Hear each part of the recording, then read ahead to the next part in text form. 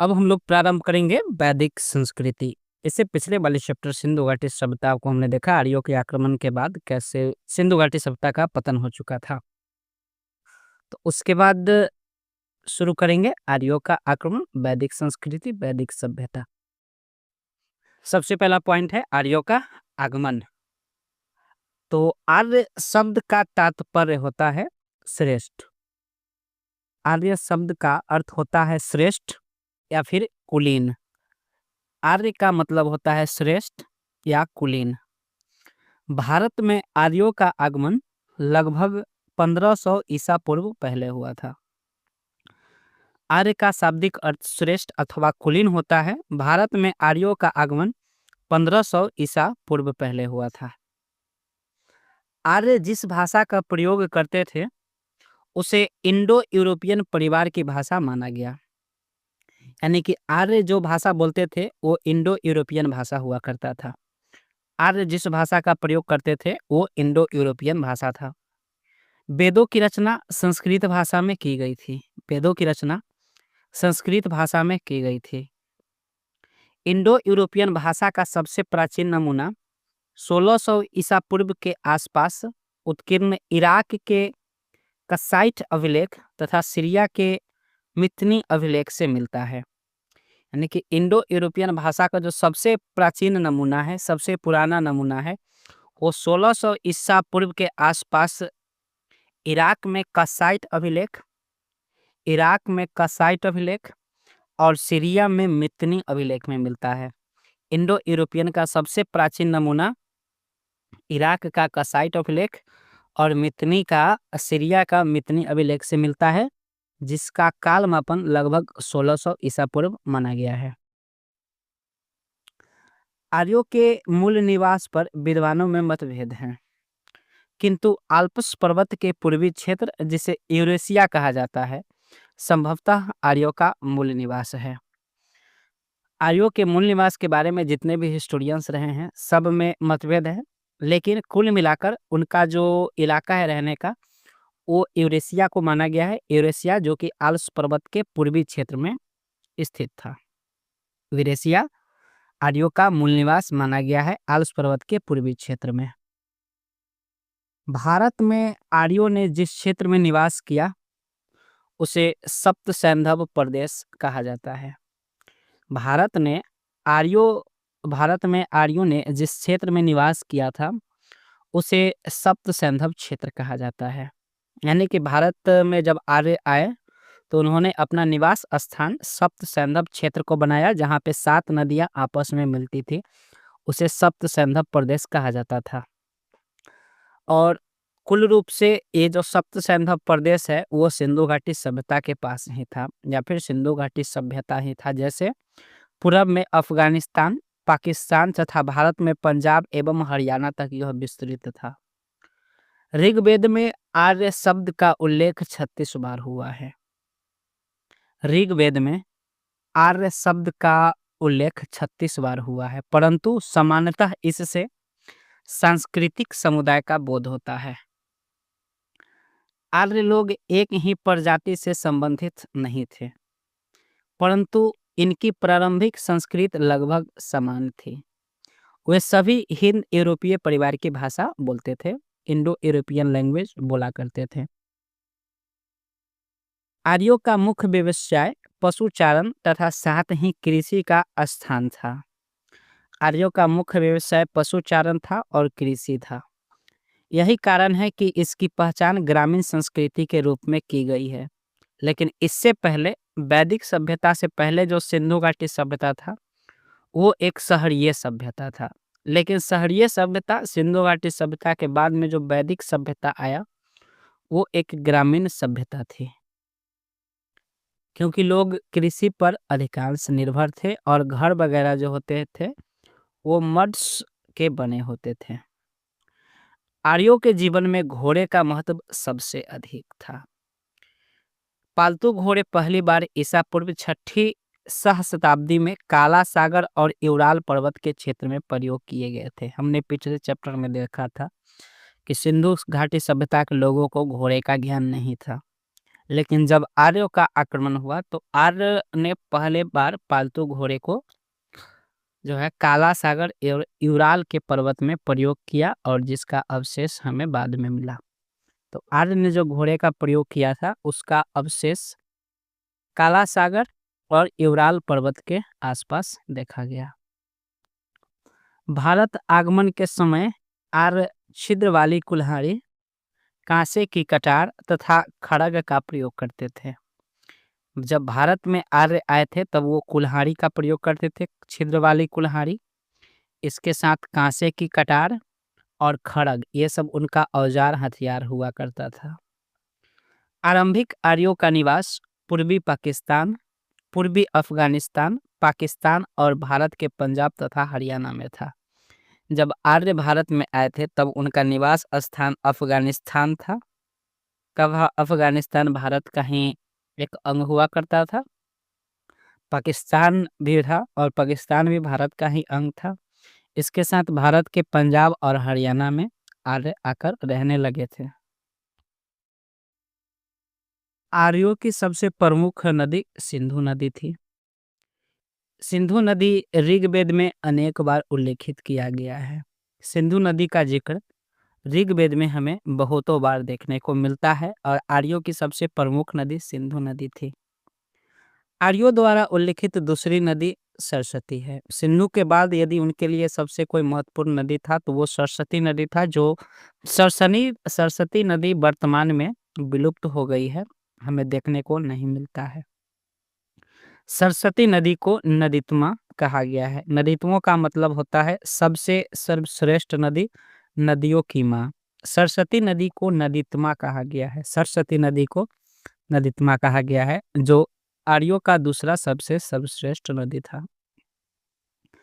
भारतीय उपमहाद्वीप में वह संपूर्ण क्षेत्र जिसमें आर्य सबसे पहले बसे उसे 7 नदियों की भूमि कहा गया। यानी कि जहाँ पे भारत का उपमहाद्वीप, जहाँ पे आर्य सबसे पहले आकर बसे, उसे 7 नदियों का भूमि या फिर सप्त सैंधव प्रदेश कहा गया। समुद्र शब्द का उल्लेख ऋग्वेद में मिलता है, जिसे जल के संग्रह के अर्थ में प्रयोग किया गया है। ऋग्वेद में समुद्र को जल के संग्रह के अर्थ में प्रयोग किया गया है। ऋग्वेद में समुद्र को जल के संग्रह के रूप में प्रयोग किया गया है। वैदिक काल में नदियों के प्राचीन नाम निम्न है, जैसे झेलम नदी को तब वितस्ता नदी कहा जाता था। झेलम नदी को वितस्ता नदी कहा जाता था। चिनाब नदी को अस्कनी नदी कहा जाता था। रावी को परुशनी नदी कहा जाता था। ब्यास को बिपाशा नदी कहा जाता था। झेलम नदी, जिसका वर्तमान में अभी नाम है, उसको वैदिक सभ्यता के दौरान वितस्ता या फिर वेद में वितत्सा, चिनाब को अस्कनी, रावी को परुशनी, ब्यास को बिपाशा कहा गया। सतलज को शतुद्री, गोमती को गोमल, काबुल को कुभा और घग्घर को सरस्वती नदी कहा जाता था। झेलम को बेतत्सा कहा जाता था, चिनाब को अस्कनी कहा जाता था, रावी को परुशनी कहा जाता था, ब्यास को बिपाशा कहा जाता था। सतलज को शतुद्री, गोमती को गोमल, काबुल को कुभा और इम्पोर्टेंट घग्घर नदी सरस्वती नदी। वैदिक साहित्य की यदि बात करें तो वैदिक साहित्य में 4 वेद होते थे। वैदिक साहित्य में चारों वेदों में ब्राह्मण, आरण्यक, उपनिषद एवं वेदांग को शामिल किया जाता था। वैदिक साहित्य में ब्राह्मण, आरण्यक, उपनिषद एवं वेदांग को शामिल किया जाता है। इनका विवरण निम्न प्रकार से दिया गया, जैसे वेद। वेद शब्द विद धातु से बना है। वेद शब्द विद धातु से बना है। ये हिंदी के प्रश्न के लिए भी इम्पोर्टेंट है कि वेद जो है विद धातु से बना है। वेद का अर्थ होता है जानना, वेद का अर्थ होता है ज्ञान। वेदों के संकलनकर्ता कृष्ण द्वैपायन थे। वेदों के संकलनकर्ता कृष्ण द्वैपायन थे और इन्हें वेदों के पृथक्करण के कारण, व्यास के कारण वेद व्यास भी कहा जाता है। वेदों के संकलनकर्ता कृष्ण द्वैपायन थे और इन्हें ही वेद व्यास कहा जाता है। चारों वेदों को सम्मिलित रूप से संहिता कहा जाता है। चारों जो वेद थे, उन सभी वेद को संहिता कहा गया। वेदों की रचना देवताओं द्वारा किए जाने के कारण इसे अपौरुषेय कहा जाता है। वेदों की रचना देवताओं द्वारा किया गया था, जिस कारण से इसे अपौरुषेय कहा गया। चारों वेदों को संहिता कहा गया, लेकिन ऋग्वेद, यजुर्वेद और सामवेद को वेद त्रय कहा गया। ऋग्वेद, यजुर्वेद, सामवेद को वेद त्रय कहा गया। तो वेद त्रय में अथर्ववेद को नहीं रखा गया है। ऋग्वेद की बात करें, ऋग्वेद में 10 मंडल, 1028 सूक्त, 11 बालिक सूक्त शामिल हैं। सूक्त का अर्थ होता है अच्छी तरह से बोला गया। सूक्त का अर्थ होता है अच्छी तरह से बोला गया। ऋग्वेद की भाषा वैदिक संस्कृति, जो कि प्राक संस्कृति भी थी। ऋग्वेद का दूसरे से 7वां मंडल सबसे प्राचीन है। दूसरा, तीसरा, चौथा, 5वां एवं 7वां मंडल सबसे प्राचीन है और सबसे नया 10वां मंडल है। ऋग्वेद का पाठ करने वाला होत्र कहलाता है। ऋग्वेद के दूसरे से 8वें मंडल के रचयिता क्रमशः गृत्समद, विश्वामित्र, वामदेव, अग्नि भारद्वाज, वशिष्ठ, कण्व और अंगिरा हैं। ऋग्वेद की 5 शाखाएं हैं: साकल, वास्कल, आश्वलायन, संखायन तथा मंडूकायन। ऋग्वेद की 5 शाखाएं हैं: साकल, वास्कल, आश्वलायन, संखायन तथा मंडूकायन। 9वां मंडल, ऋग्वेद का 9वां मंडल सोमदेव को समर्पित है। ऋग्वेद का 9वां मंडल सोमदेव को समर्पित है। ऋग्वेद के 10वें मंडल, जिसे पुरुष सूक्त भी कहा जाता है, उसमें सर्वप्रथम शूद्रों का उल्लेख मिलता है। ऋग्वेद के 10वें मंडल, जिसे पुरुष सूक्त भी कहा जाता है, उसमें सबसे पहली बार शूद्र का उल्लेख मिलता है। शूद्र का सबसे पहला उल्लेख 10वें मंडल में मिलता है और 10वें मंडल को पुरुष सूक्त भी कहा गया है। ऋग्वेद और ईरानी ग्रंथ जिंद अवस्था में समानता पाई जाती है।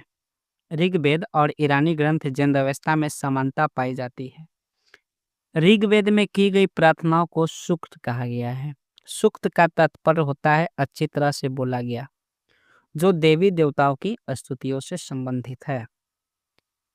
सामदेव, सामदेव के अंतर्गत कुल 1875 ऋचा हैं, जिसमें से 75 सूक्तों को छोड़कर शेष ऋग्वेद से लिए गए हैं। 1875 ऋचाओं में से 75 सूक्तों को यदि छोड़ दिया जाए तो शेष 1800 ऋग्वेद से लिए गए हैं। सामवेद को भारतीय संगीत शास्त्र की प्राचीनतम पुस्तक मानी गई है। सामवेद को गायन करने वाला, सामवेद को पढ़ने वाला उद्गाता या फिर उद्गात्र कहलाता है। सामवेद की 3 शाखाएं हैं: कौथुम, जैमिनिया और रामायणिया। सामवेद की 3 शाखाएं हैं: कौथुम, जैमिनिया एवं रामायणिया। ऋग्वेद की 5 शाखाएं हैं। सामवेद की 3 शाखाएं हैं। सामवेद का प्रथम दृष्टा वेद व्यास के शिष्य जैमिनी को माना जाता है।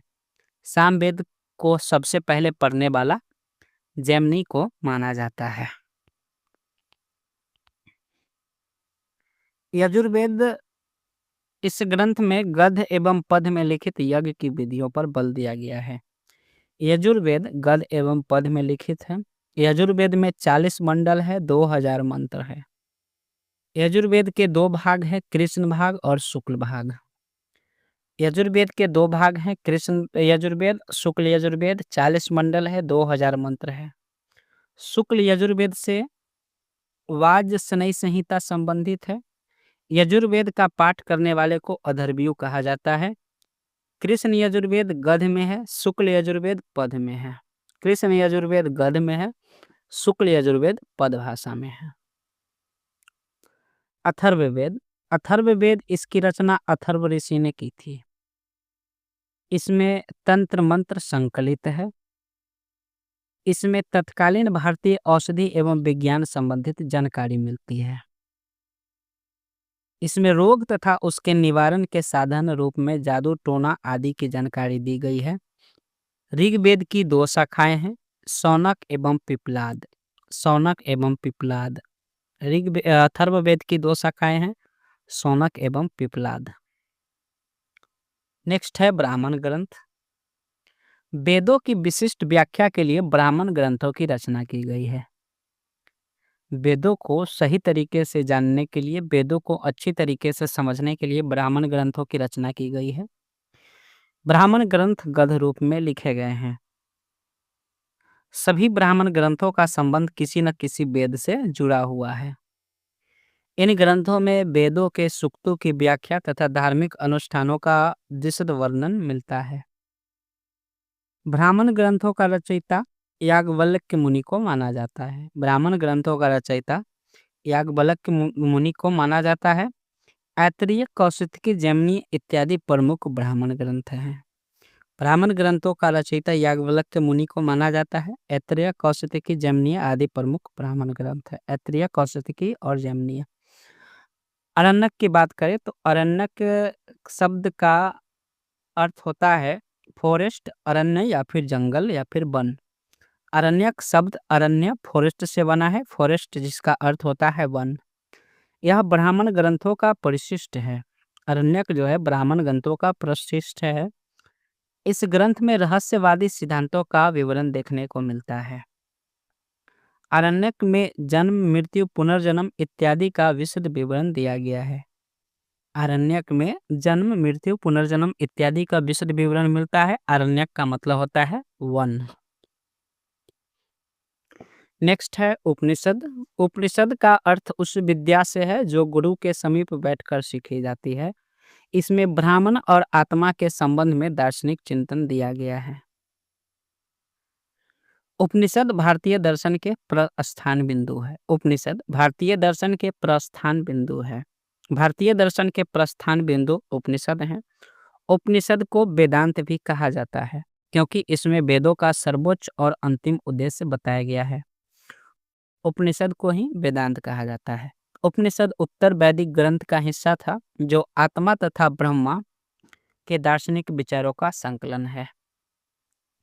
यह विचार सामान्यतः वार्तालाप के रूप में प्रस्तुत किए गए हैं जिसमें सामान्यतः पुरुष, ब्राह्मण तथा राजा शामिल होते हैं, किंतु कभी कभी गार्गी जैसी महिला विदुषी तथा सत्यकाम जाबाल जैसे दास के वार्तालाप को उपनिषद दर्शन में शामिल किया गया है। वेदांग की बात करें तो वेदांग ज्ञान में सहायक शास्त्र है। वेदांग की संख्या 6 है। वेदांग की संख्या 6 है। वेदांग की संख्या 6 है। वेदांग की संख्या 6 है। इस 6 वेदांगों में शिक्षा, कल्प, व्याकरण, ज्योतिष, छंद, निरुक्त को रखा गया है। शिक्षा, कल्प, व्याकरण, ज्योतिष, छंद, निरुक्त। शिक्षा, इसका संबंध उच्चारण की विधि से है तथा इसका उद्देश्य वैदिक मंत्रों में विशुद्ध उच्चारण से है। कल्प, इसका संबंध यज्ञों के नियम से है। व्याकरण को वेदों का मुख कहते हैं तथा इसका संबंध शब्दों के यथार्थ ज्ञान से है। ज्योतिष में वैदिक यज्ञों तथा अनुष्ठानों का समय बताया जाता है। छंद, इसे वेदों का आवरण कहा जाता है। इसका उद्देश्य वैदिक मंत्रों के समुचित पाठ की सुरक्षा से है। निरुक्त, इसका तात्पर्य वेदों में दिए गए शब्दों के अर्थ से है। इसे वेद की आत्मा कहते हैं। निरुक्त को वेद का आत्मा कहा जाता है। निरुक्त को वेद का आत्मा कहा जाता है। छंद को वेद का आवरण कहा जाता है। वेदों के ब्राह्मण आरण्यक तथा उपनिषद। जैसे ऋग्वेद के ब्राह्मण ऐतरेय तथा कौशिकी, आरण्यक, ऐतरेय तथा कौशिकी। उपनिषद भी ऐतरेय, कौशिकी और ऋग्वेद का उपवेद है आयुर्वेद। सामवेद का उपवेद है गंधर्व वेद।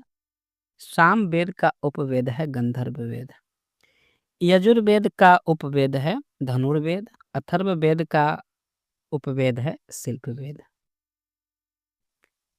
सूत्र साहित्य 6ठी शताब्दी ईसा पूर्व से 3री शताब्दी ईसा पूर्व का काल सूत्र काल कहलाता है। 6ठी शताब्दी ईसा पूर्व से 3री शताब्दी ईसा पूर्व का काल सूत्र काल कहलाता है। 6ठी शताब्दी ईसा पूर्व से 3री शताब्दी ईसा पूर्व का काल सूत्र काल कहलाता है। इस समय सूत्र साहित्य की रचना हुई थी। सूत्र साहित्यों में समाज तथा व्यवस्था के लिए महत्वपूर्ण विधियों एवं आचार विचारों पर चर्चा की गई है। सूत्र काल तक आते-आते वर्ण जातियों में परिवर्तित हो गए, यानी कि जातियों का निर्धारण जो है सूत्र काल के समय हुआ। जातियों का आधार कर्म से न होकर जन्म से हो गया। प्रथम 3 वर्ण ब्राह्मण, क्षत्रिय और वैश्य को द्विज कहा गया तथा इन्हें शूद्रों से पृथक माना जाने लगा। प्रथम 3 वर्ण ब्राह्मण, क्षत्रिय और वैश्य को द्विज कहा गया। ब्राह्मण, क्षत्रिय और वैश्य को द्विज कहा गया। ब्राह्मण, क्षत्रिय और वैश्य को द्विज कहा गया और इन्हें शूद्रों से अलग माना गया। और सबसे पहले शूद्र की चर्चा ऋग्वेद के 10वें मंडल में है। सूत्र साहित्य की विवरण देखें तो कल्प सूत्र विधि एवं नियमों का प्रतिपादन है।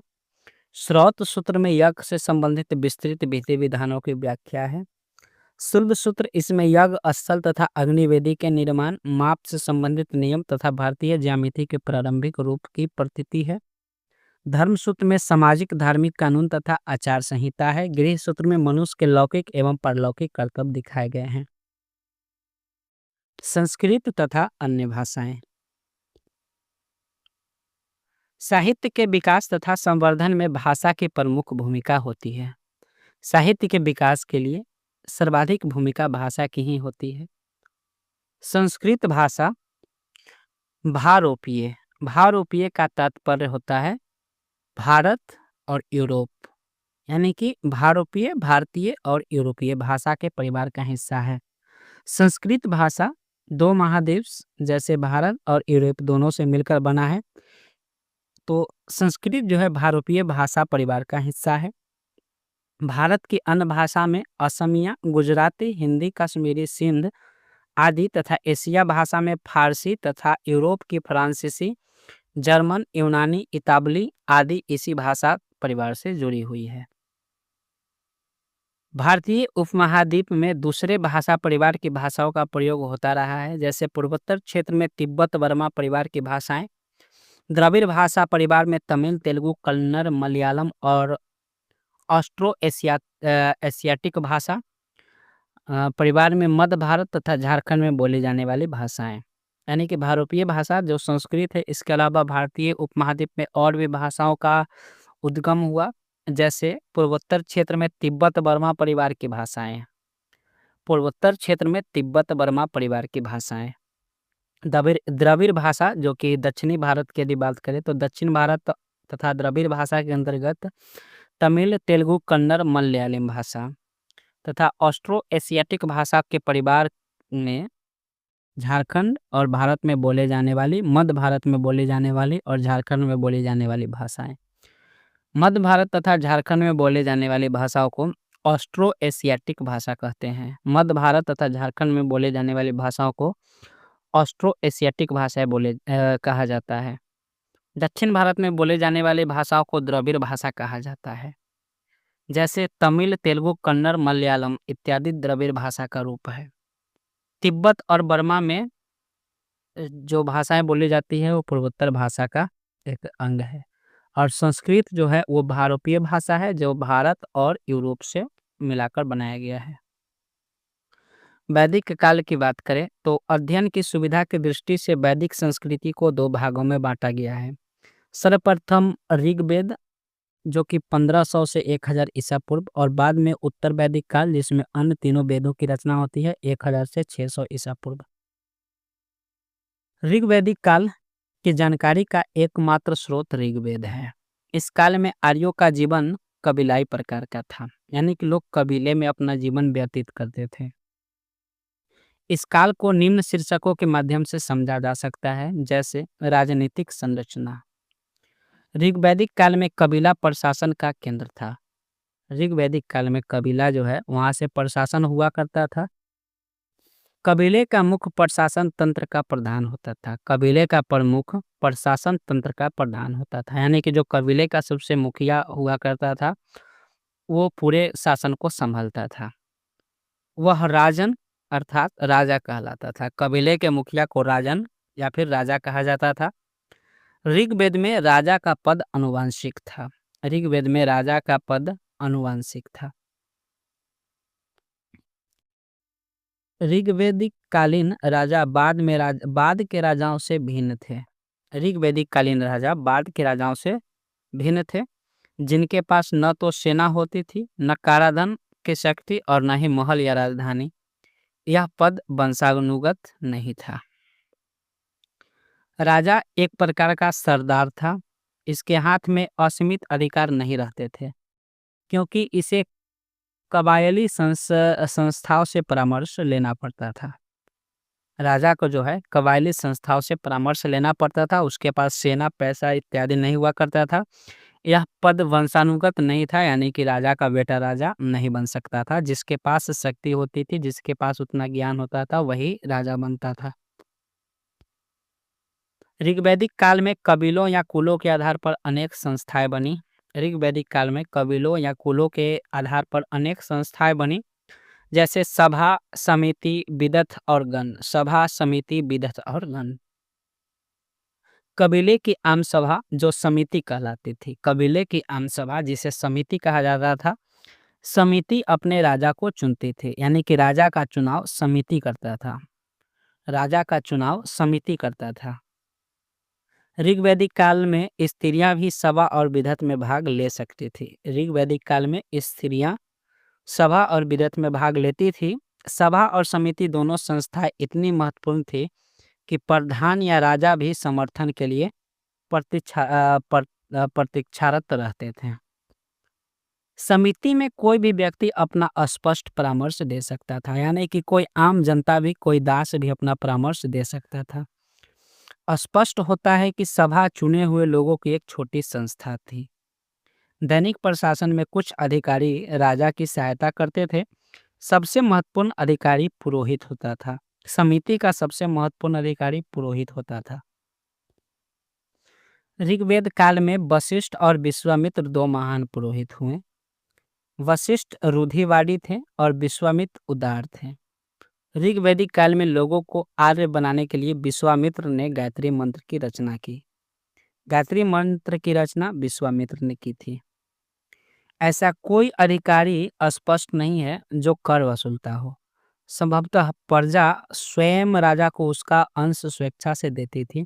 इस अंश का नाम बलि अर्थात चढ़ावा था। ऋग्वैदिक काल में टैक्स वसूलने का कोई प्रावधान नहीं था। जो प्रजा हुआ करते थे, जो आम जनता हुआ करती थी, वो राजा को अपने मन से टैक्स दिया करती थी, अपने मन से कर दिया करता था। और उस कर का नाम बलि होता था या फिर चढ़ावा होता था। बलि होता था या फिर चढ़ावा होता था।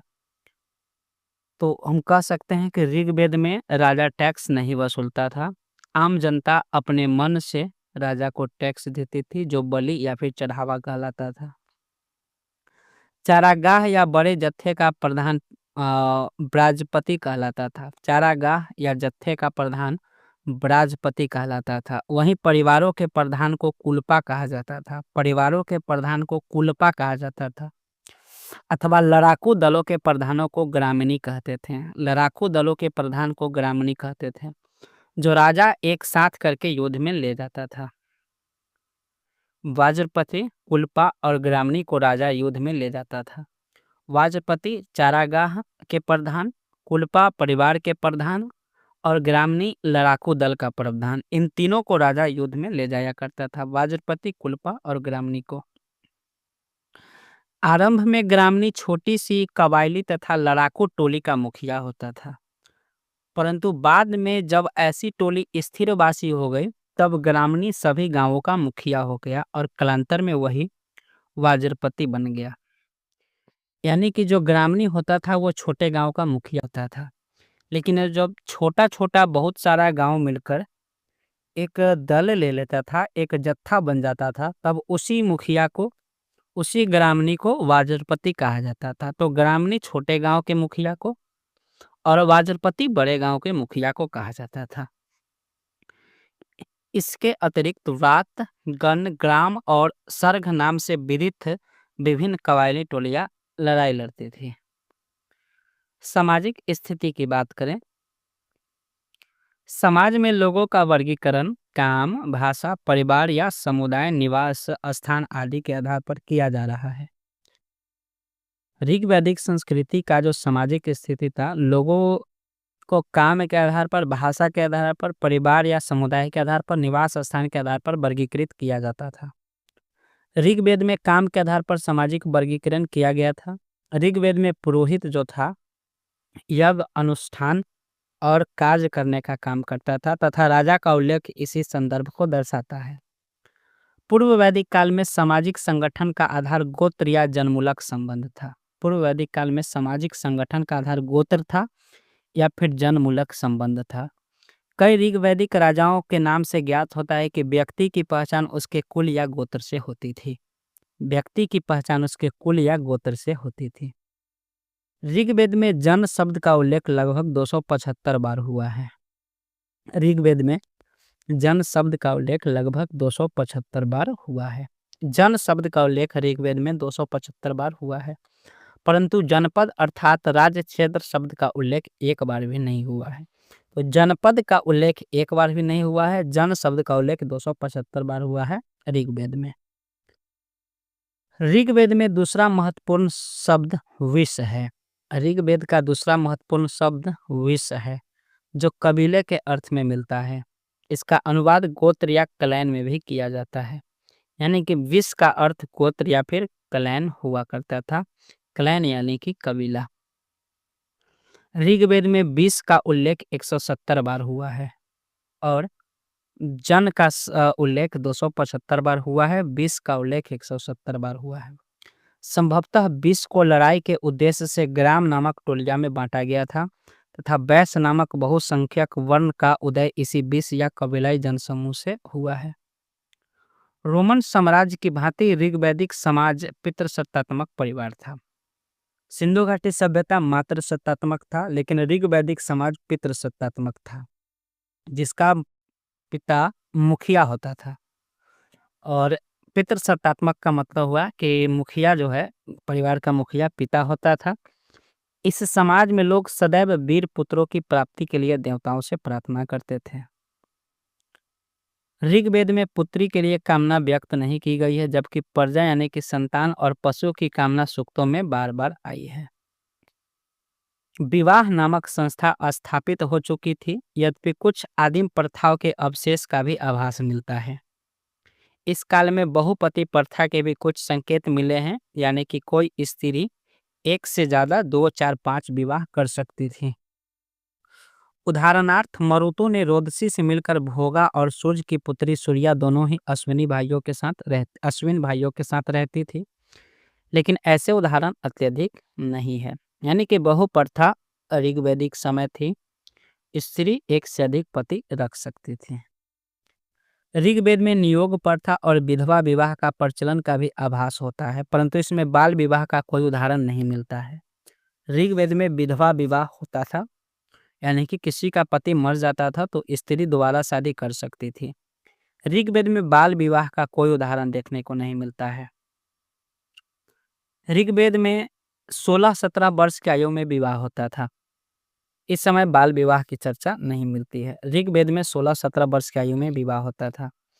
वर्ण शब्द का प्रयोग रंग के अर्थ में होता है और प्रतीत होता है कि आर्य भाषाई गोरे वर्ण के थे और मूल निवासी लोग काले रंग के थे। वर्ण शब्द जो है वो रंग के अर्थ में होता है और ये प्रतीत होता है कि आर्य जो थे वो गोरे रंग के थे और मूल निवासी जो भारत के थे वो काले रंग के थे। ऋग्वैदिक कबायली समाज 3 वर्गों में बट गया था, योद्धा, पुरोहित और सामान्य लोग, जिसे प्रजा कहा गया। इस प्रकार का विभाजन ईरान में भी हुआ था। चौथा वर्ग को शूद्र कहते थे। ऋग्वेद काल के अंत में स्पष्ट होता है, क्योंकि इसका सर्वप्रथम उल्लेख ऋग्वेद के 10वें मंडल पुरुष सूक्त में किया गया है, जो संभवतः अंत में जोड़ा गया है। यानी कि ऋग्वैदिक काल जब अपने आखिरी दौर में था, जब 10वें मंडल का जिक्र होता है, उसमें शूद्र वर्ण का उल्लेख मिलता है। तो ये भी कहा जा सकता है कि ऋग्वैदिक समय, ऋग्वेद के प्रारंभ में या फिर मध्य में शूद्र का कोई भी उल्लेख नहीं था। शूद्र का उल्लेख ऋग्वेद के 10वें मंडल में मिलता है, जो कि ऋग्वेद का सबसे नया मंडल है। ऋग्वेद के युग में ही व्यवसाय के आधार पर समाज में विभेदीकरण आरंभ हुआ है। ऋग्वेद के युग में व्यवसाय के आधार पर समाज में विभेदीकरण आरंभ हुआ है, किंतु यह विभेदीकरण अधिक स्पष्ट नहीं था। आरंभ में ब्राह्मणों और क्षत्रियों का दर्जा समान था, परंतु धीरे-धीरे ब्राह्मण इतने प्रभावशाली हो गए कि उन्होंने समाज में प्रथम स्थान प्राप्त कर लिया। आर्यों का जनजातीय संघर्ष यदि देखें तो भारत में आर्यों का दास, दस्यु आदि नाम के स्थानीय जनों से संघर्ष हुआ। यानी कि भारत में आर्यों का जो युद्ध हुआ या फिर संघर्ष हुआ, तो वो दास या फिर दस्यु के स्थानीय लोगों से हुआ। ऋग्वेद में वर्णित है कि भरत वंश के राजा दिवोदास ने संबर को पराजित किया था। भरत वंश के राजा दिवोदास ने संबर को पराजित किया था, जिसमें दिवोदास जो था वो दस्यु था और संबर जो था वो आर्य था। ऋग्वेद में दस्यु हत्या शब्द का उल्लेख मिलता है, परंतु दास हत्या शब्द का प्रयोग एक बार भी नहीं मिलता है। ऋग्वेद में दस्यु हत्या शब्द का उल्लेख मिलता है, दस्यु हत्या शब्द का उल्लेख मिलता है, दास हत्या शब्द का प्रयोग एक बार भी नहीं मिलता है। आर्य सर्वप्रथम पंजाब में आकर बसे। आर्य जब सबसे पहले भारत में आए तो वो पंजाब में आकर बस गए थे। धीरे धीरे वे दक्षिण पूर्व की ओर बढ़कर दिल्ली के उत्तरी क्षेत्र में पहुंच गए। पंजाब के बाद वो दक्षिण पूर्व की तरफ बढ़े और दिल्ली के उत्तरी क्षेत्र में पहुंच गए। इंद्र ने आर्यों के शत्रुओं को पराजित किया था। ऋग्वेद में इंद्र को पुरंदर कहा गया है। ऋग्वेद में इंद्र को पुरंदर कहा गया है। ऋग्वेद में इंद्र को पुरंदर कहा गया है। पुरंदर का अर्थ होता है दुर्गों को तोड़ने वाला। ऋग्वेद में इंद्र को पुरंदर कहा गया है। परंपरा अनुसार आर्यों के 5 कबीले अर्थात आर्यों के 5 जन थे, जिनका समुदाय पंचजन कहलाता था। भारत और ऋत्सु आर्यों के शासक वंश थे। भारत और ऋत्सु आर्यों के शासक वंश थे और पुरोहित वशिष्ठ दोनों वंशों के समर्थक थे। बाद में चलकर इस देश का नाम इसी भरत कुल के आधार पर भारतवर्ष पड़ा। भरत वंश के आधार पर भारत का नाम भारतवर्ष पड़ा और भारतवर्ष का उल्लेख ऋग्वेद में हमें देखने को मिलता है। भरत और 10 राजाओं के बीच जो लड़ाई हुई वह दासरज युद्ध, राजाओं के बीच युद्ध दासरज युद्ध के रूप में विदित है। भरत और 10 राजाओं के बीच जो लड़ाई हुई थी उसे दासरज युद्ध कहा गया। भारत और 10 राजाओं के बीच जो लड़ाई हुई थी वह दासरज युद्ध कहा गया। यह युद्ध परशुनी नदी के तट पर लड़ा गया था। दासराज युद्ध जो है परशुनी नदी के तट पर लड़ा गया था। इसकी पहचान रावी नदी से की जाती है। यानी कि वेद में रावी नदी को परशुनी नदी कहा गया है। परशुनी नदी पे दासराज युद्ध हुआ था। इस युद्ध में सुदास विजयी हुआ था। दासराज युद्ध में सुदास विजयी हुआ था। धार्मिक स्थिति की बात करें तो ऋग्वेद में सबसे अधिक प्रतापी देवता इंद्र हैं। इंद्र को पुरंदर अर्थात किले को तोड़ने वाला बताया गया है। इंद्र आर्यों के युद्ध नेता के रूप में चित्रित है। इंद्र आर्यों के युद्ध नेता के रूप में चित्रित है, जिसने असुरों से लड़ने में आर्य सैनिकों का नेतृत्व किया और उन्हें विजय दिलाई। इंद्र पर 250 सूक्त हैं। ये बादलों के देवता माने गए हैं जो वर्षा करते हैं। बादलों के देवता इंद्र को माना गया है, जिनका काम होता है वर्षा करना। अग्नि देवता का स्थान दूसरा है। इस पर 200 सूक्त हैं। इंद्र पर 250 सूक्त है और अग्नि पर 200 सूक्त हैं। अग्नि की उपासना न केवल भारत में अपितु ईरान में भी की जाती रही है। अग्नि की उपासना भारत में और ईरान दोनों जगहों पर की गई है। वैदिक काल में अग्नि ने देवताओं और मानवों के बीच मध्यस्थ का कार्य किया था। देवता और मानव के बीच मध्यस्थ का काम अग्नि ने किया है। वरुण को जल या समुद्र का देवता माना गया है।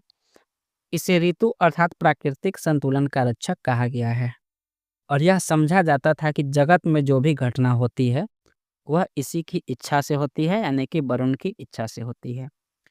सोम को वनस्पतियों का आधिपत्य माना गया है और मादक रस का नाम इसी के नाम पर पड़ा है तथा मरुत आंधी के देवता हैं। मरुत आंधी के देवता हैं। देवताओं में कुछ देवियाँ भी हैं, जैसे अदिति और उषा, जो प्रभात के समय प्रतिरूप है। देवताओं की उपासना के मुख्य रीति थी स्तुति पाठ करना, यानी कि देवताओं को स्तुति करके प्रार्थना करके उनकी उपासना की जाती थी। स्तुति के अलावा देवताओं पर यज्ञ बलि यानी कि चढ़ावा अर्पित करना होता था, जहाँ बलि का मतलब होता है अपने स्वेच्छा से अपने धन के अंश को देना। ऋग्वेद में स्तुति पाठ अधिक प्रचलित है। प्रत्येक कबीले या गोत्र का अपना अलग देवता होता था। स्तुति पाठ कबीले या गोत्र के लोग समवेत स्वर में करते थे तथा इंद्र और अग्नि समस्त जन द्वारा दी गई बलि ग्रहण करने के लिए आहूत होते थे। बलि या यज्ञाहुति में शाक जो आदि वस्तुएं दी जाती थीं, परंतु ऋग्वैदिक काल में वस्तुएं चढ़ाते समय अनुष्ठानिक या यांत्रिक मंत्र नहीं पढ़े जाते थे। ऋग्वेद में बलि या यज्ञाहुति चढ़ाते समय कोई भी मंत्र नहीं पढ़ा जाता था। आर्थिक स्थिति की बात करें तो आर्यों ने आरायुक्त पहिया चलाया, जो सबसे पहले कॉकेसस क्षेत्र में 2300 ईसा पूर्व प्रयोग में लाया गया था। आर्य भारतीय उपमहादेश के पश्चिम भाग में बसे तथा वहां से उन्हें राजस्थान की खेतरी में खानों से तांबे की प्राप्ति हुई। यानी कि आर्य को जो सबसे पहला तांबा का प्राप्ति हुआ था वो राजस्थान के खेतरी से हुआ था। या फिर तांबे को प्राप्त करने का जो प्रावधान है वो आर्यों को जाता है। ऋग्वैदिक लोगों को खेती की अधिक जानकारी नहीं थी। ऋग्वैदिक काल के लोग खेती करना ज़्यादा नहीं जानते थे। ऋग्वेद के प्राचीनतम भाग में फल का उल्लेख मिलता है और ये फल लकड़ी के बने होते थे। ऋग्वेद के प्राचीनतम भाग में फल का उल्लेख मिलता है, ये फल लकड़ी के बने होते थे। यानी कि फल का उल्लेख ऋग्वैदिक काल में मिलता है, जो फल लकड़ी का बना होता था।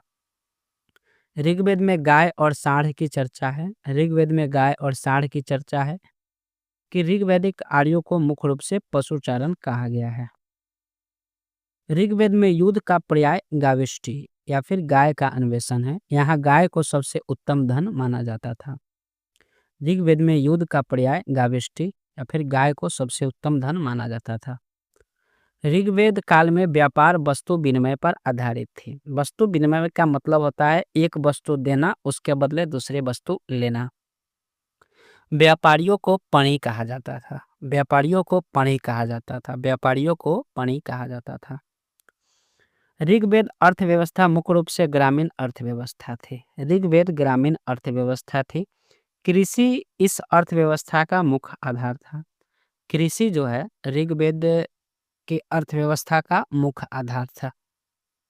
ऋग्वेद में बढ़ई, रथकार, बुनकर, चम्रकार, कुम्हार आदि शिल्पियों का उल्लेख मिलता है। तांबे या कांसे के अर्थ में अयस शब्द का प्रयोग किया जाता है कि उन्हें धातु कर्म की जानकारी थी। लोहा तथा चांदी का उल्लेख ऋग्वेद में नहीं मिलता है। तांबे या फिर कांसे को अयस कहा जाता था। तांबे और कांसे को अयस कहा जाता था। लोहा और चांदी का ज्ञान ऋग्वेद के लोगों को नहीं था। तांबे और कांसे को अयस कहा जाता था और ऋग्वेद में लोगों को लोहा और चांदी का ज्ञान नहीं था। इनमें से नियमित व्यापार होने का कोई स्पष्ट प्रमाण नहीं है। यानी कि ऋग्वेद में किसी भी प्रकार का व्यापार नियमित रूप से नहीं होता है। आर्य जन या फिर वैदिक जन का अधिक संबंध स्थल मार्ग से था, क्योंकि ऋग्वेद में उल्लिखित समुद्र शब्द मुख्यतः जल राशि का वाचक है। यानी कि लोग डॉकयार्ड से या फिर बंदरगाह से व्यापार नहीं करते थे, क्योंकि ऋग्वेद में जो शब्द समुद्र है, समुद्र का मतलब जल राशि का वाचक बताया गया है, यानी कि जल को संग्रहण करने वाला। तो आर्यों का जो अधिक संबंध है वो स्थल मार्ग से ही था। हरियाणा में भगवानपुरा तथा पंजाब में 3 स्थलों की खुदाई में उन्हें ऋग्वैदिक कालीन स्थल माना गया है। हरियाणा का भगवानपुरा और पंजाब के 3 स्थल की खुदाई में उन्हें ऋग्वैदिक कालीन स्थल माना गया है और यहाँ से भी लोहे के वस्तु के प्रमाण नहीं मिले हैं। उत्तर वैदिक काल की यदि बात करें तो उत्तर वैदिक काल का इतिहास उन वैदिक ग्रंथों पर आधारित है जिनकी रचना ऋग्वैदिक काल के पश्चात हुई। उत्तर वैदिक काल की रचना ऋग्वैदिक काल के बाद हुई थी। उत्खनन और अनुसंधान के फलस्वरूप उत्तर वैदिक काल और उत्तरी गंगा के मैदान में लगभग 700 स्थल प्रकाश में आए हैं, जहां सबसे पहले बस्तियां स्थापित हुई है। उत्तरी गंगा के मैदान में पाए गए स्थलों को चित्रित धूसर मृदभांड स्थल कहते हैं। उत्तरी गंगा के मैदान में पाए गए स्थलों को चित्रित धूसर मृदभांड कहते हैं, क्योंकि यहाँ के निवासी मिट्टी के चित्रित और भूरे रंग के कटोरे और थालियों का प्रयोग करते थे। उत्तरी गंगा के मैदान को चित्रित धूसर मृदभांड का स्थल कहा गया है, क्योंकि यहाँ का जो लोग था वो भूरे रंग का चित्रित और कटोरा और थालियों का प्रयोग किया करता था। उत्तर वैदिक कालीन ग्रंथ और चित्रित धूसर मृदभांड तथा लौह अवस्था में पुरातत्व से आभास होता है कि ईसा पूर्व प्रथम शताब्दी के पूर्वार्ध में पश्चिम उत्तर प्रदेश और पंजाब, हरियाणा और राजस्थान में आर्यों का निवास था। भरत और कुरु इस काल के प्रसिद्ध कबीले थे। उत्तर वैदिक काल के प्रसिद्ध कबीले भरत और कुरु थे, जो सरस्वती और दृष्टि नदियों के समीप रहते थे। कुरुओं ने दिल्ली क्षेत्र और दोआब के ऊपरी भाग पर अधिकार कर लिया। कुरुओं ने दिल्ली क्षेत्र और दोआब के ऊपरी भाग पर अधिकार कर लिया और इसी को कुरुक्षेत्र के नाम से जाना गया। कुरु तथा पांचालों ने हस्तिनापुर को अपनी राजधानी बनाई, जो मेरठ जिले में स्थित है। कुरुकुल का इतिहास महाभारत युद्ध को लेकर प्रसिद्ध है। कुरुकुल का इतिहास महाभारत युद्ध को लेकर प्रसिद्ध है, जिस पर महाभारत नामक महाकाव्य आधारित है। महाभारत का युद्ध 950 ईसा पूर्व के आसपास कौरव और पांडवों के बीच हुआ था। हालांकि ये दोनों कुरुकुल के ही थे। इस युद्ध के फलस्वरूप वस्तुतः सभी कुरुवंशियों का विनाश हो गया था। प्राचीन कथाओं के अनुसार हस्तिनापुर बाढ़ में बह गया था और कुरुवंश में जो जीवित रहे वो इलाहाबाद के पास कौशाम्बी में आकर बस गए। इलाहाबाद का वर्तमान नाम प्रयागराज है। उत्तर वैदिक काल का अंत होते होते 600 ईसा पूर्व के आसपास वैदिक लोग दोआब से पूरब की ओर पूर्वी उत्तर प्रदेश के कौशल और उत्तरी बिहार के विदेह में बस गए। विस्तार के द्वितीय दौर में पहला ऋग्वैदिक काल में वैदिक लोग इसलिए सफल हुए क्योंकि उनके पास लोहे के हथियार और अश्वचालित रथ थे। लगभग 1000 ईसा पूर्व में लोहा कर्नाटक के धारवाड़ जिले में मिला। लगभग 1000 ईसा पूर्व में लोहा जो है कर्नाटक के धारवाड़ जिले में मिला था। इसके अतिरिक्त पूर्वी पंजाब, पश्चिमी उत्तर प्रदेश, राजस्थान और मध्य प्रदेश से भी लोहे के प्रयोग के साक्ष्य मिले हैं। यानी कि जब ऋग्वैदिक काल अंतिम अवस्था में था, तब लोहे की जानकारी वैदिक सभ्यता के लोगों को मिल चुकी थी। उत्तर वैदिक ग्रंथों में लोहे के धातु को श्याम या फिर कृष्ण अयस्क के नाम से संबोधित किया गया है। लोहे को श्याम या कृष्ण अयस्क के नाम से संबोधित किया गया है उत्तर वैदिक काल में। उत्तर वैदिक काल में लोहे को श्याम अयस्क या फिर कृष्ण अयस्क कहा गया है। उत्तर वैदिक काल की राजनीतिक संरचना की बात करें तो उत्तर वैदिक काल में विदथ नामक संस्था का लोप हो गया था तथा सभा और समिति में राजाओं एवं अभिजात वर्ग का वर्चस्व स्थापित हो गया था। वैदिक काल में जो विदथ नाम की संस्था थी उसका विलय हो चुका था और नए आए थे संस्था जिसका नाम था सभा और समिति। सभा नामक संस्था में स्त्रियों का प्रवेश निष्पद हो गया था। ऋग्वैदिक काल में स्त्रियों का प्रवेश सभा में हुआ करता था, लेकिन उत्तर वैदिक काल में सभा में स्त्रियों का प्रवेश वर्जित हो गया। साथ ही इसमें कुलीन तथा ब्राह्मण वर्ग का प्रबल वर्चस्व स्थापित हो गया। जैसे ही उत्तर वैदिक काल अपने आरंभ में आता है, इसमें कुलीन वर्ग के लोग और ब्राह्मण वर्ग के लोग काफी शक्तिशाली हो जाते हैं। उत्तर वैदिक काल में पांचाल एक जन या फिर कबीले का नाम था। उत्तर वैदिक काल में पांचाल एक जन या कबीले का नाम हुआ करता था। कालांतर में यह प्रदेश का नाम हो गया। यानी कि बाद में जो कबीला जो था जन और पांचाल, वो एक प्रदेश का नाम हो गया। सबसे पहले यह कबीले था। राष्ट्र शब्द का उल्लेख सर्वप्रथम उत्तर वैदिक काल में मिलता है। इसे प्रदेश अथवा क्षेत्र के भी नाम से जाना जाता है। राष्ट्र शब्द का उल्लेख सर्वप्रथम उत्तर वैदिक काल में देखने को मिलता है। इससे प्रदेश अथवा क्षेत्र के नाम से भी जाना जाता है। उत्तर वैदिक काल में राज्य के प्रधान या फिर राजा का निर्वाचन होता था। उत्तर वैदिक काल में राज्य के प्रधान या फिर राजा का निर्वाचन होता था। जो व्यक्ति शारीरिक रूप से स्वस्थ तथा अन्य गुणों में सर्वश्रेष्ठ होता था, उसे ही राजा चुना जाता था। राजा का पद आनुवंशिक बन गया। इसके अंतर्गत राजा का पद समानतः उसके ज्येष्ठ पुत्र को मिलता था। यानी कि जो ऋग वैदिक काल था उसमें राजा का पद आनुवंशिक नहीं था, लेकिन उत्तर वैदिक काल में राजा का पद आनुवंशिक हो गया। यानी कि राजा जो है, अगला राजा वो राजा का बेटा ही बनेगा, जो सबसे ज्येष्ठ पुत्र या सबसे बड़ा पुत्र हुआ करता था राजा का। अथर्ववेद में सभा तथा समिति को प्रजापति की दो पुत्रियां कहा गया है। सभा और समिति को प्रजापति की दो पुत्रियां कहा गया है। सभा और समिति को प्रजापति की दो पुत्रियां कहा गया है अथर्ववेद में। राजा की उत्पत्ति का सिद्धांत सर्वप्रथम ऐत्रेय ब्राह्मण में मिलता है। राजा के अधिकार में इस समय उत्तर वैदिक काल में राजा के अधिकार में वृद्धि हो चुकी थी। इसके परिणाम स्वरूप अलग अलग दिशाओं के शासक पृथक नाम से जाने जाते थे। पूर्व के शासक को सम्राट कहा जाता था, पश्चिम के शासक को स्वराट कहा जाता था। पूर्व के शासक को सम्राट, पश्चिम के शासक को स्वराट, उत्तर के शासक को विराट तथा दक्षिण के शासक को भोज कहा जाता था। उत्तर वैदिक काल में राजा के अधिकार में वृद्धि हो चुकी थी। अलग अलग क्षेत्रों के राजा को अलग अलग नाम से जाना जाता था। पूर्व के शासक को सम्राट, पश्चिम के शासक को स्वराट, उत्तर के शासक को विराट और दक्षिण के शासक को भोज कहा जाता था। शतपथ ब्राह्मण में राज्य के 12 उच्च अधिकारियों की चर्चा मिलती है और इन 12 उच्च अधिकारियों को रत्निनी कहा गया है, जो कि शतपथ ब्राह्मण में उल्लेखित है। 12 उच्च अधिकारियों की चर्चा, जिन्हें रत्निनी कहा गया है।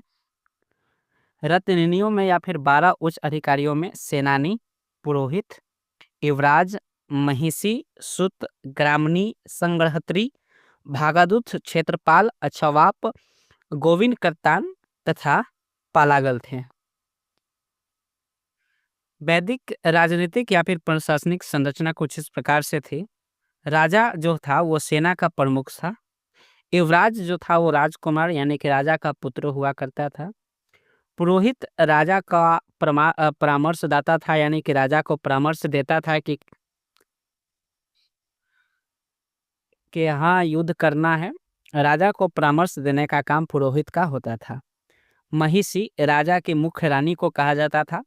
पालागल विदूषक को कहा जाता था, जो गांव का मुखिया हुआ करता था। गोविंद कर्तान जंगल विभाग का प्रधान हुआ करता था। क्षेत्रपाल का कार्य प्रतिहारी का हुआ करता था। अच्छा वापा लेखाधिकारी हुआ करता था। संहित्री कोषाध्यक्ष, भागादूत राजस्व संग्राहक, ग्रामणी गांव का मुखिया और सूत राजा का सारथी हुआ करता था, जो राजा के रथ को हाँकता था। उसे सूत कहा जाता था। सामाजिक स्थिति उत्तर वैदिक काल में समाज 4 वर्ण में बंट चुका था, जिसमें ब्राह्मण, राजन्य या फिर क्षत्रिय, वैश्य और शूद्र शामिल थे। यज्ञ का अनुष्ठान अत्यधिक बढ़ गया था, जिससे ब्राह्मणों की शक्ति में अपार वृद्धि हुई। राजाओं के परिजन होते हुए भी वैश्य जन समान की कोटि में रखे गए थे और उन्हें उत्पादन संबंधी कार्य सौंपा गया, जैसे कृषि, पशुपालन इत्यादि। यानी कि जो वैश्य थे वो राजा के परिजन हुआ करते थे। उनमें से कुछ लोग पंसारी या शिल्पी का कार्य भी करते थे। इस काल में केवल वैश्य ही राजस्व चुकाते थे। पंसारी के कार्य में केवल वैश्य ही राजस्व को चुकाने का काम करते थे। वर्ण व्यवस्था में ऊपर से 3 वर्णों की सामान्य विशेषता यह थी कि वे उपनयन संस्कार के अधिकारी थे, अर्थात वैदिक मंत्रों के साथ यज्ञोपवीत धारण करने का अनुष्ठान करा सकते थे। वर्ण व्यवस्था में ऊपर के 3 वर्ण यानी कि ब्राह्मण, क्षत्रिय और वैश्य, ये तीनों उपनयन संस्कार करा सकते थे। चौथा वर्ण जो कि शूद्र था, उपनयन संस्कार का अधिकारी नहीं था।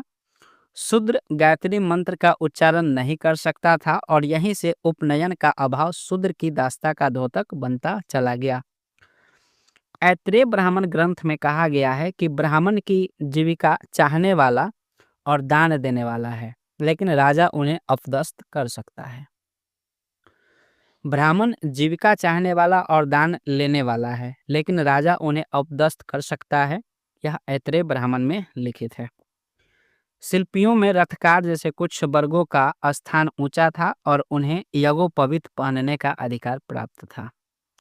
स्त्रियों का दर्जा सामान्यतः निम्न था, यद्यपि कुछ महिलाओं ने शास्त्रार्थों में भाग लिया तथा कुछ रानियां पति के राज्याभिषेक अनुष्ठानों में साथ रहीं, परंतु सामान्यतः स्त्रियों का स्थान पुरुष के नीचे और अधीनस्थ माना जाने लगा। सती प्रथा तथा पर्दा प्रथा का प्रचलन उत्तर वैदिक काल में नहीं था, परंतु उत्तर वैदिक काल में बाल विवाह का प्रचलन होने लगा। उत्तर वैदिक काल में गोत्र प्रथा स्थापित हुई। गोत्र शब्द का मूल अर्थ होता है गोष्ठ, वह स्थान जहाँ समूचे कुल का गोधन पाला जाता था। कालांतर में गोत्र का अर्थ एक ही मूल पुरुष से उत्पन्न लोगों का समुदाय हुआ करता था। तत्पश्चात गोत्र से बाहर विवाह करने की प्रथा प्रचलित हुई। तदनुसार एक ही गोत्र या मूल पुरुष के बीच आपस में विवाह निषिद्ध होने जाने लगा। 1000 ईसा पूर्व के बाद वर्ण के भीतर गोत्र की अवधारणा का विकास हुआ। प्रत्येक गोत्र एक वैदिक ऋषि के नाम पर होता था तथा गोत्र के सदस्य वैदिक ऋषि के वंशज माने जाते थे। गोत्र के जो सदस्य थे वो वैदिक ऋषि के वंशज माने जाते थे। उत्तर वैदिक काल में आश्रम व्यवस्था स्थापित हुई। आश्रम व्यवस्था उत्तर वैदिक काल में स्थापित हुई। आश्रम व्यवस्था उत्तर वैदिक काल में स्थापित हुई। इस काल में 4 आश्रम स्पष्ट दिखाई देते हैं: ब्रह्मचर्य, गृहस्थ, वानप्रस्थ और संन्यास। गृहस्थ आश्रम को सभी आश्रमों में श्रेष्ठ माना गया है। गृहस्थ आश्रम को सभी आश्रम में श्रेष्ठ माना गया है। इस आश्रम में पंच महायज्ञ व त्रिवर्ग धर्म अर्थ काम व त्रिऋण से निर्मित होना आवश्यक था। त्रिऋण मनुष्य को गृहस्थ आश्रम में 3 ऋणों से ऋण होना आवश्यक था। ऋषि ऋण वैदिक ग्रंथों का अध्ययन करना, पितृ ऋण पुत्र की उत्पत्ति और देव ऋण यज्ञ करवाना। ये 3 ऋण हुआ करते थे जो कि किसी भी सामान्य लोगों के लिए आवश्यक हो चुका था। विवाह के प्रकार, प्रमुख स्मृति ग्रंथ मनु स्मृति में विवाह के 8 प्रकार उल्लेखित हैं। मनु स्मृति में विवाह के 8 प्रकार उल्लेखित है। ब्राह्मण ब्रह्मा, यह प्रशंसनीय विवाह है। इसके अंतर्गत कन्या के वयस्क होने पर उस पर माता पिता द्वारा योग्य वर खोजकर उसका विवाह किया जाना था, यानी कि सबसे प्रशंसनीय विवाह ब्रह्मा विवाह है। दैव विवाह, यह भी प्रशंसनीय विवाह है। इसके अंतर्गत यज्ञ करने वाले पुरोहित को कन्या का विवाह कर दिया जाता था। आर्य प्रशंसनीय विवाह है। इसके अंतर्गत कन्या के पिता द्वारा यज्ञ के हेतु 1 अथवा 2 गाय के बदले अपनी कन्या का विवाह किया जाता था। प्रजापति, यह प्रशंसनीय विवाह है। इसके अंतर्गत स्वयं कन्या के पिता से कन्या मांग पर कर विवाह किया जाता था। असुर, यह निंदनीय विवाह है। असुर विवाह निंदनीय विवाह है। इसके अंतर्गत कन्या के पिता द्वारा धन के बदले में कन्या का विक्रय किया जाता था। गंधर्व विवाह निंदनीय विवाह है। इसके अंतर्गत कन्या तथा पुरुष प्रेम अथवा कामुकता के वशवर्त होकर विवाह कर लेते थे। पैशाच, यह निंदनीय विवाह है। इसके अंतर्गत सोई हुई अथवा विक्षिप्त कन्या के साथ सहवास कर विवाह किया जाता था। राक्षस विवाह निंदनीय विवाह है। इसके अंतर्गत बलपूर्वक कन्या को छीन कर या अपहरण कर उससे विवाह किया जाता था। 16 संस्कार में 16 संस्कार से संबंधित तथ्यों का विवरण निम्न है, जैसे गर्भाधान संस्कार। गर्भाधान संस्कार संतान उत्पन्न करने के संस्कार थे। पुंसवन संस्कार स्त्री के गर्भधारण के 3रे, 4थे और 8वें महीने में। सीमंतोनियन संस्कार गर्भ की रक्षा के लिए संस्कार था। जातकर्म संस्कार बच्चे के जन्म के बाद पिता द्वारा शिशु का मधु और घी चटाने का संस्कार।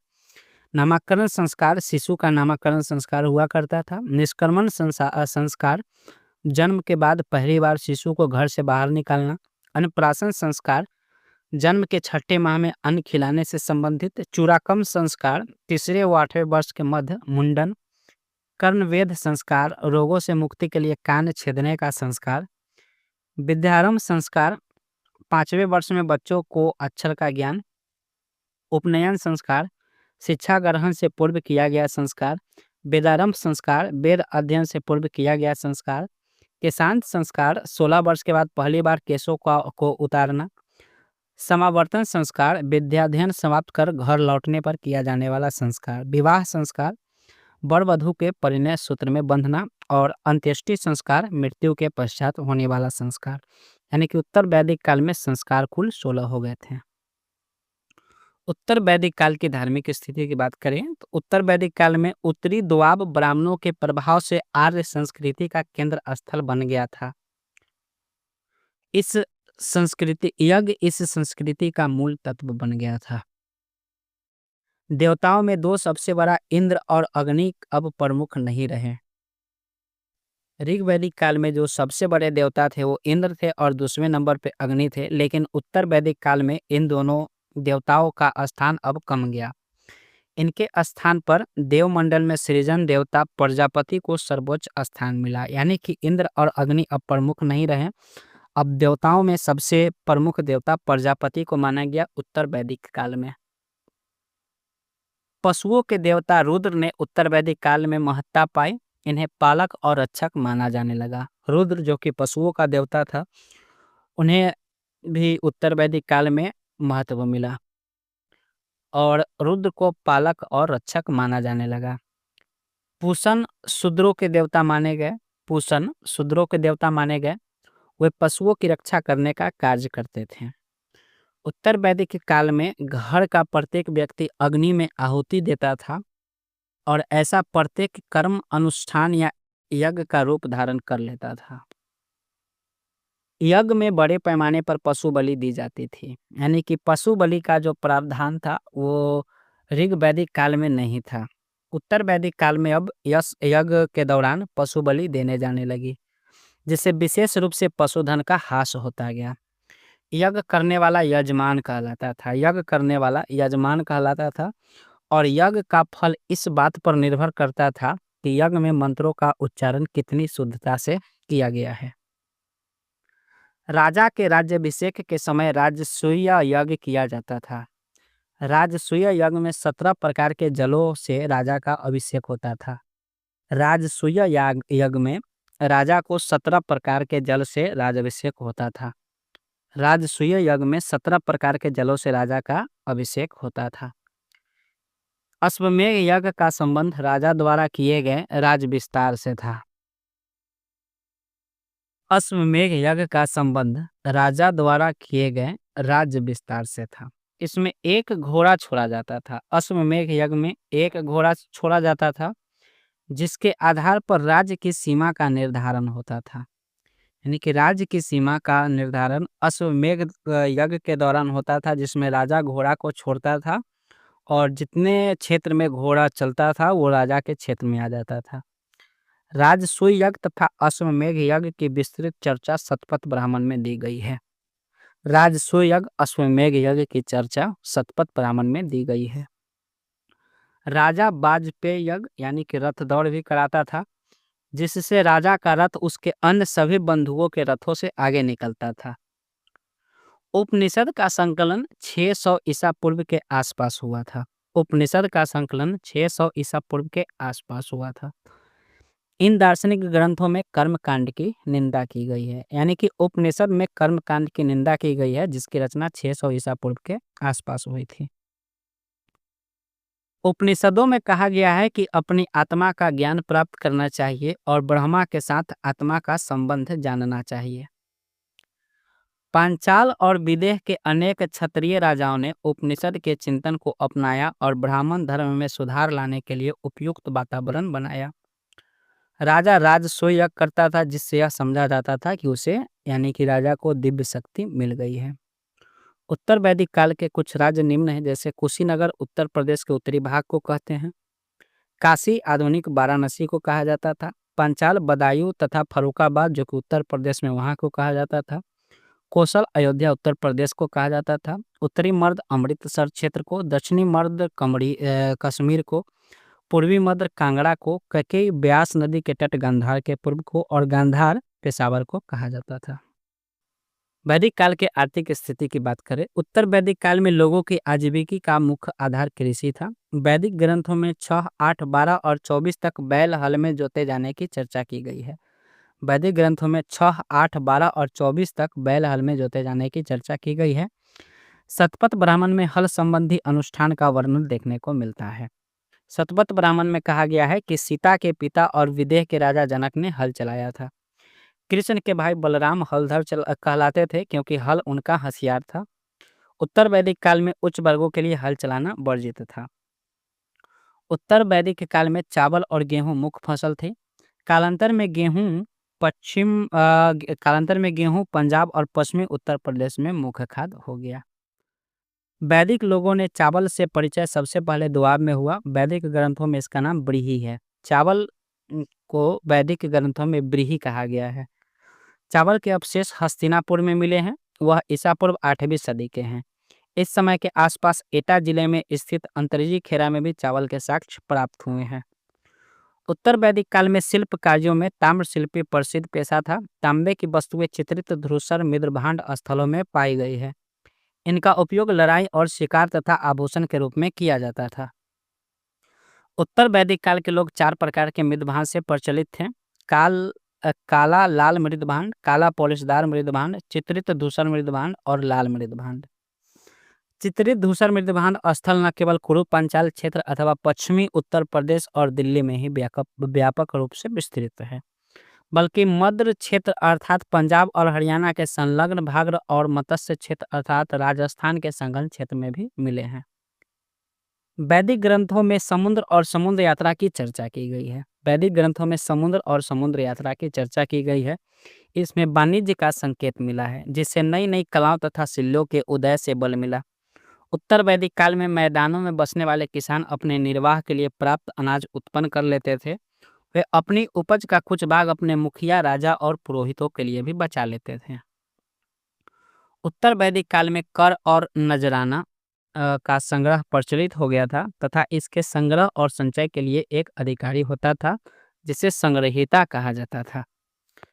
तमिलनाडु एवं NIOS की कुछ अतिरिक्त तथ्य हैं वैदिक काल से संबंध, जैसे आर्य मूलतः दक्षिण रूस से मध्य एशिया में फैले घास के मैदानों में स्टेप्स में रहते थे। इन्होंने यहीं से आर्य समूह के रूप में भारत के उत्तर पश्चिम में प्रवेश किया था।